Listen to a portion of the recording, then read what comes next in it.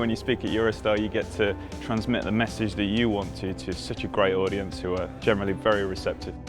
I think when you speak, the great thing about speaking is when people come up to you afterwards, because they've resonate what you've said. You told them something that's hit the button with them, and they'll come and talk to you afterwards and explain their scenarios and their problems and their issues, and you realise then that actually we're all the same and we all have this, we're all learning together. Well, I think it's the whole atmosphere and energy here, plus the mere fact that I got to go back to people and the diversity, because you have a real chance to really get your message across to industries and sectors where people normally wouldn't hear you. So that's one of the reasons why I love coming here and speaking.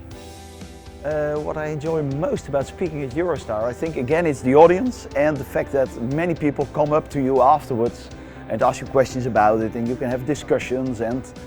yes, that's I think the most valuable thing for me in speaking at EuroSTAR, that you have interactions with the audience.